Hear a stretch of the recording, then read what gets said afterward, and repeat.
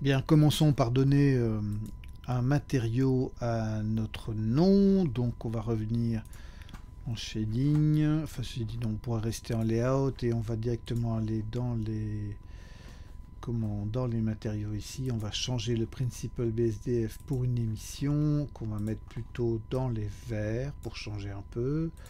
Peut-être pas aussi clair, voilà, et on va le laisser à 1. Voilà.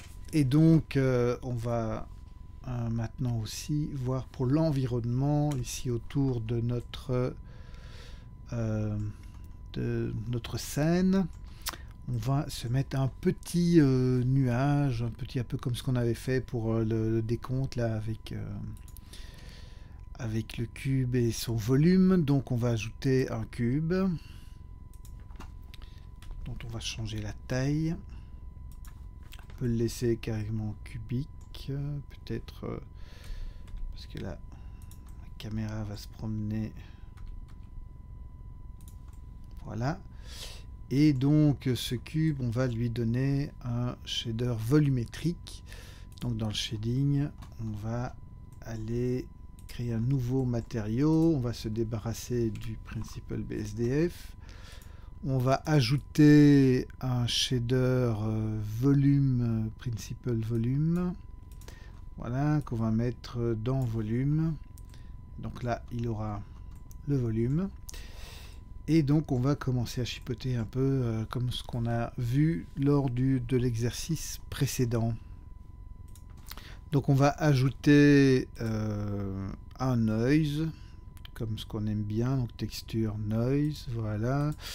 Alors ce noise, on va lui donner aussi, rappelons-nous, donc avec CTRL Maj T, non, pardon, c'est ça, hein, CTRL T, voilà, CTRL T, il n'y avait pas de majuscule. Donc les deux nodes nécessaires pour bien le placer. On va ajouter le converteur plutôt color ramp. Voilà, donc là le FAC du noise va aller dans le FAC du color ramp. On va un peu resserrer les choses, on va être en linéaire, ça c'est bien. Et le résultat va aller dans la densité. Et donc on va avoir cette chose. Et donc en fonction de comment on va régler notre ramp ici, on va avoir plus ou moins de zones nuageuses qui vont apporter un petit peu de solution à ça. Alors, on va aussi jouer sur la taille.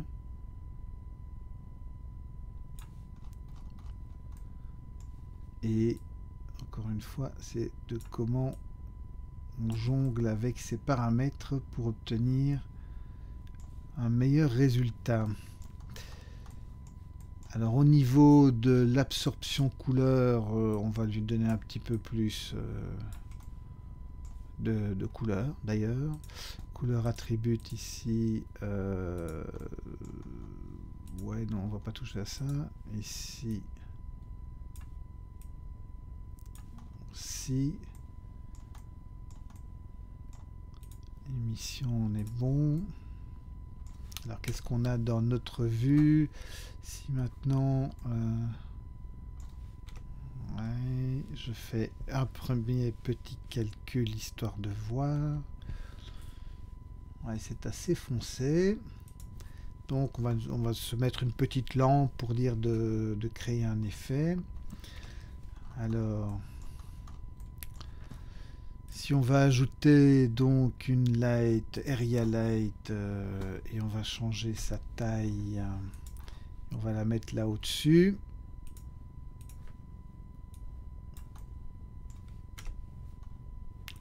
Et on va changer sa puissance. Ouais. Alors. Passons à quelque chose d'un peu plus. Ouais. Ça ne donne pas encore trop d'effets.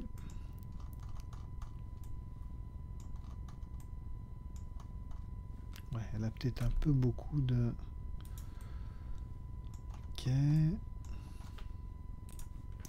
Petit saut dans le temps après plusieurs chipotages. Donc on a ici notre cube avec le volume. Et quel est son shader? Eh bien donc on a notre noise qui est à un scale de 8 pour arrondir les choses. Il a une rotation de 38 juste pour dire, mais ça bon c'est un détail, ça n'a pas très important, c'est pas ça qui change les choses. Donc ici j'ai une certaine dispersion, donc si je viens ici en fonction de la position de ces curseurs, on voit que j'ai plus ou moins de nuages dans mon espace, et en fonction de ce curseur là, ben, ces nuages sont plus ou moins effacés. Et donc voilà, l'idée c'est d'en laisser quand même quelques-uns. Alors au niveau des couleurs de mon principal BSDF, j'ai quelque chose qui va un peu dans le jaune ici, quelque chose qui va un peu dans le bleu au niveau de l'émission color, donc la color, l'émission color. Le black body tint est toujours en blanc.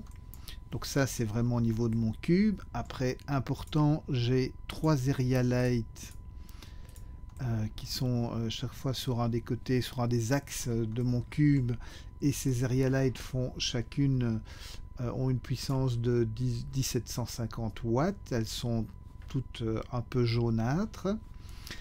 Et aussi mon environnement, donc la petite boule rouge ici, a une couleur plutôt parme, donc quelque chose qui va contraster un peu avec le reste.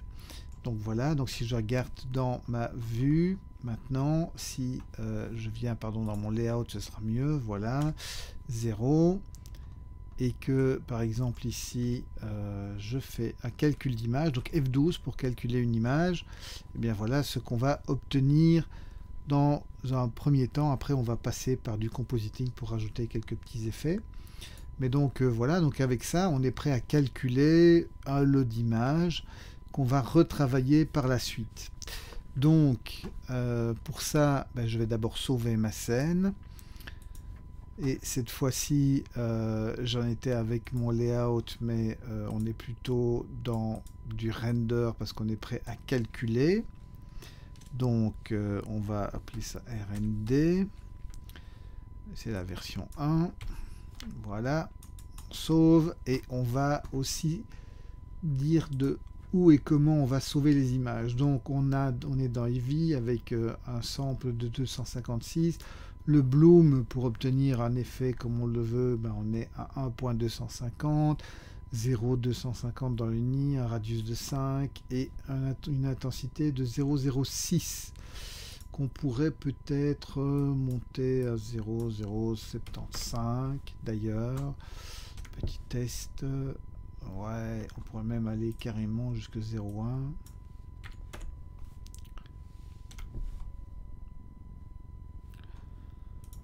Voilà, voire même, n'ayons pas peur de faire carrément du glow. On est dans du disco ici.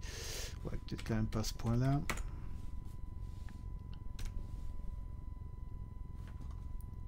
Allez, soyons raisonnables.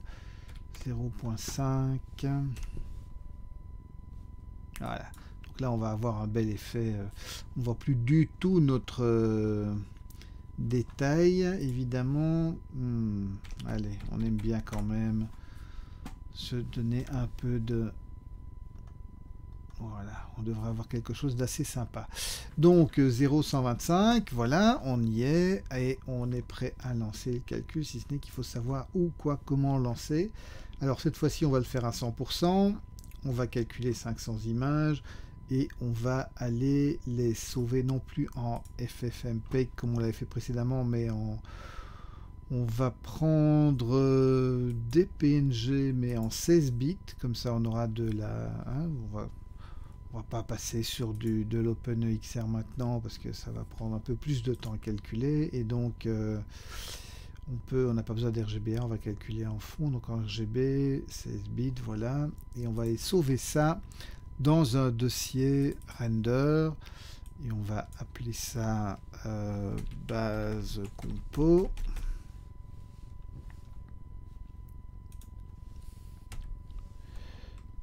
Ouais, peut-être même majuscule C. Voilà. et ce sera exercice 2 au cas où, hein. Donc voilà. Donc exercice 02 underscore base compo, voilà. Underscore parce qu'on va avoir toute une série. Oh non, on va faire underscore oui, parce qu'on va avoir des chiffres. Donc accepte. Voilà. Ok, on est prêt à lancer le calcul. Et donc là, ça va peut-être prendre un peu plus de temps parce que bon, il y a quand même quelques petites choses à calculer. Donc lançons le calcul et voyons ce que ça donne. Donc là, on parle sur ma machine de une histoire de 2 secondes par image, mais ça peut prendre plus de temps suivant la machine sur laquelle on calcule. Donc on va patienter et voir la fin du calcul. Donc voilà, quand il aura fini de calculer, on va pouvoir s'occuper ensuite du compositing. Alors comment est-ce que ça va se passer? Eh bien en fait dans Blender, dans une enfin pas dans une scène, mais dans un fichier Blender, on peut avoir plusieurs scènes. Et notamment, donc on a ici une scène principale qu'on va pouvoir appeler 3D, donc on peut renommer. Donc celle-là, c'est la 3D. On va créer une nouvelle scène, et celle-là, on va l'appeler Compo. Donc avec un C majuscule, petit problème de C sur mon clavier. Voilà, et donc je vais aller dans Compositing. Et donc ici on a le on a l'interface Compositing. Et donc dans cette interface, on va utiliser les nodes. On va pas prendre ceux qui nous sont donnés par défaut, en tout cas pas le render layer. Le composite, on en aura besoin. Donc celui-là, je vais le supprimer et je vais ajouter un node input. Donc en fait, je vais aller chercher des images que je vais importer dans cette interface. Et donc ici, je vais aller chercher les images que j'ai calculées. Alors, sachant que j'en ai 500, donc je vais ouvrir l'image. Ce sera une séquence d'images, image séquence. Il y a 500 frames et elle commence à 1 et il n'y a pas d'offset. Ça commence à 1 et puis voilà. Et donc, si maintenant je veux visualiser ces images, autrement que dans le petit carré qui est là, je dois ajouter un autre node. Ça fonctionne avec des nodes, un peu comme quand on faisait du matériau. Et donc, ici, c'est un output, c'est un viewer. Et je vais voir directement en dessous de mes nodes. Alors ça, c'est un peu confus. Alors, il y a moyen de se faire une autre interface avec une visionneuse séparée, etc. Mais on ne va pas perdre de temps à ça. Et puis même, ça peut être aussi sur un écran, on risque de prendre, enfin, il faudra avoir 2 écrans, ou je ne sais pas, pour s'en sortir. Ça prend tout de suite de la place. Bref. Donc l'idée, c'est que voilà, je vais afficher, mais j'affiche en HD, et là, je suis déjà en train d'être dans une interface qui est dans mon écran HD. Donc voilà, il faudrait que je vois cette image en plus petit. Et donc ça se passe ici dans l'onglet View sur le côté, ici à droite. J'ai le zoom et donc là je peux déterminer la taille. Et donc voilà, je peux faire ça. Si maintenant je clique milieu et je bouge ma souris, en fait je bouge grosso modo la table de travail, mais je ne bouge pas l'image. L'image est une sorte de surimpression dessus. C'est des petites choses auxquelles il faut un peu s'habituer. Donc voilà, on peut mettre ça un peu sur le côté. Si je vais un peu plus loin dans mes images, donc il faut le temps qu'il les charge. Voilà, je vais avoir quelque chose, et donc ça commence à exploser à 166 avec mes différents éléments. Alors une chose qu'on va tout de suite ajouter à notre image, c'est une correction couleur. Donc ça, c'est un rendu linéaire qui est pas mal, mais moi dans la sortie, je voudrais quelque chose d'un peu plus contrasté. Donc je vais ajouter un color et je vais prendre un color où est-ce qu'il est, color curve, RGB curve, voilà. Et donc avec ceci, je vais pouvoir contraster mon image, pas trop, mais juste ce qu'il faut, voilà. Et ça va déjà donner quelque chose d'un peu différent. Alors, on peut un petit peu travailler la courbe.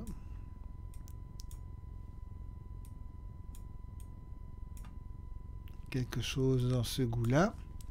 C'est un outil assez puissant ce RGB Curve, il faut un peu le dompter, mais c'est assez sympa.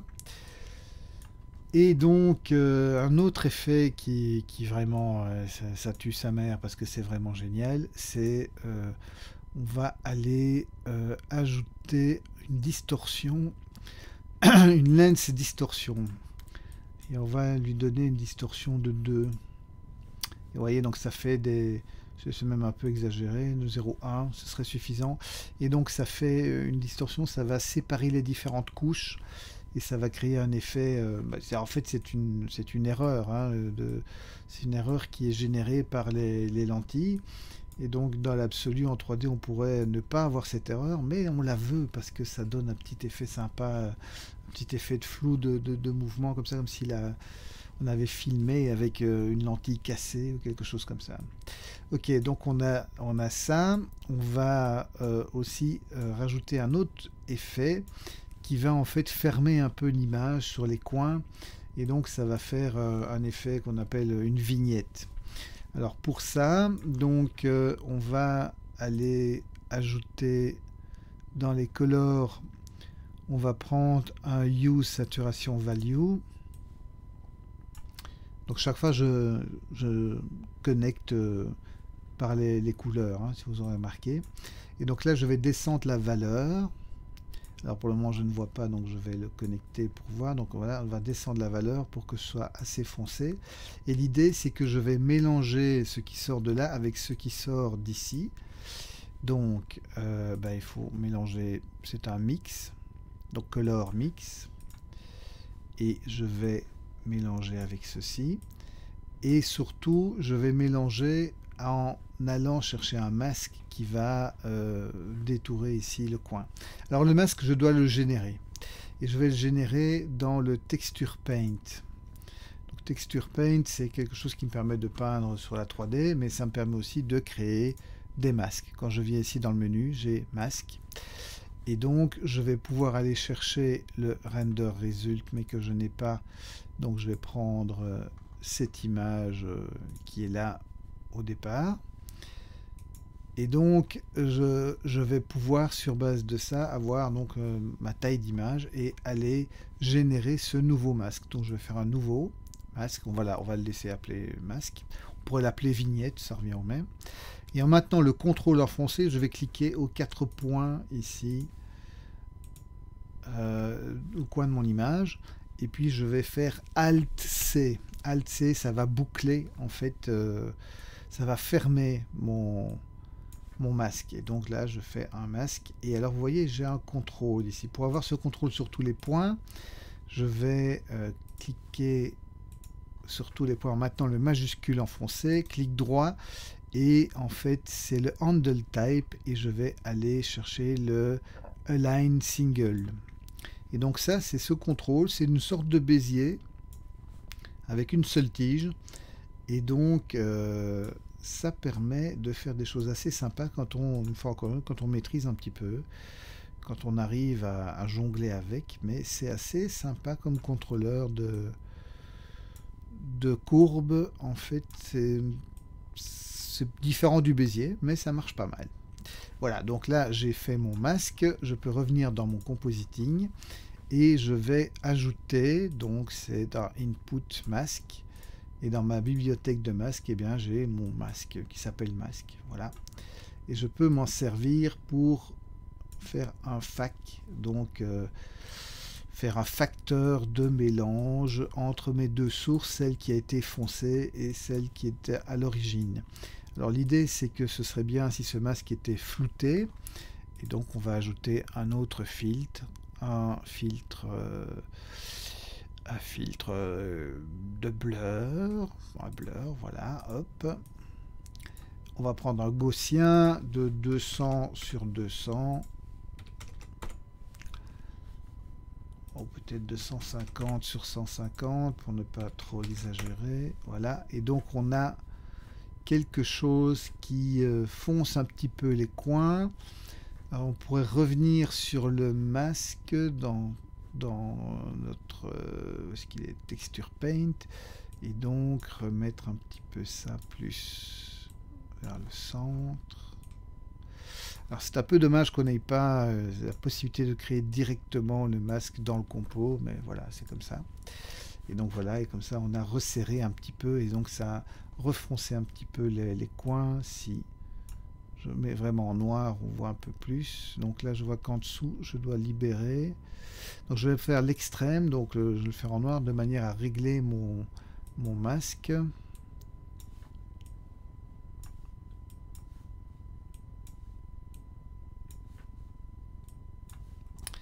Et voyons ici au niveau compo, qu'est-ce qu'on a? Alors le mieux ce serait quand même de visualiser ce masque pour voir si on n'a pas quelque chose. Ouais, ben non, il est là. Ok, donc pas besoin d'aller aussi bas. Ok, voilà. Je reviens dans mon compo, et donc ici je peux visualiser mon blur.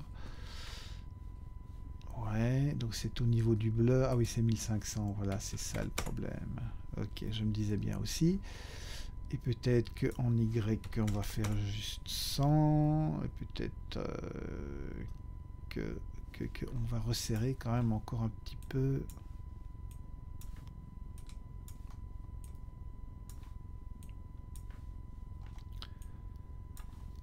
Quelque chose comme ça. Voilà, compositing. Et donc je reprends ce masque pour être sûr.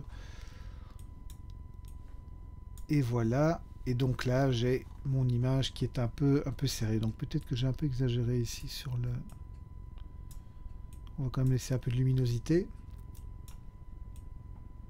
Donc on a une façon de gérer les couleurs avec ici le Hue Saturation Value, et on a une façon ici avec celui-là. On pourrait encore rajouter d'autres effets pour rajouter des petits effets de glaire ou des choses comme ça, mais là on a déjà quelque chose d'assez sympa. Donc l'idée maintenant c'est qu'on va retrouver le son. Donc on va aller dans notre vidéo séquenceur. Et on va ajouter notre son. Donc on avait toujours dans notre dossier, on va le remettre. Voilà. Et maintenant on peut calculer. Donc on est dans la scène compo. Donc on a la scène 3D qui est toujours bien présente. Si je viens en layout, voilà, et quand je viens dans la scène compo, ben, j'ai mon compositing. C'est vraiment deux scènes différentes qui sont dans le même fichier Blender. Et donc ici ben, je dois redonner des données, donc je peux remettre un certain nombre de samples. Ça va calculer beaucoup plus vite parce que ce n'est que du compositing avec quelques effets. Donc la 3D vraiment a été calculée. Le bloom ici ne va avoir aucun effet, donc on va juste calculer. Donc on est à 100%, on a 500 images, on est en 25 secondes, enfin 25 frames par seconde, et on va calculer cette fois-ci une vidéo. Et donc on va la calculer en QuickTime H264 parce que c'est suffisant qu'on fait. Et on va rajouter l'audio. Donc on va rajouter l'audio en AAC par exemple, ça va bien avec ce qu'on fait. Donc ok, et on va sauver ça dans nos renders, ou peut-être plutôt ici, on va appeler ça non plus preview, mais on va l'appeler comme on avait décidé qu'on allait appeler nos fichiers. Voilà. Et ce sera .mov. Ouais, .mov peut-être, plutôt que...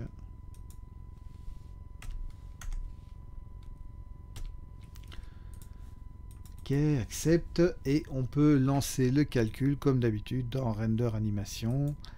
Et il va lancer le calcul. Et ici, il ne va rien faire parce que je n'ai pas bien recalé. Donc, très important, le pourquoi on devait garder le composite.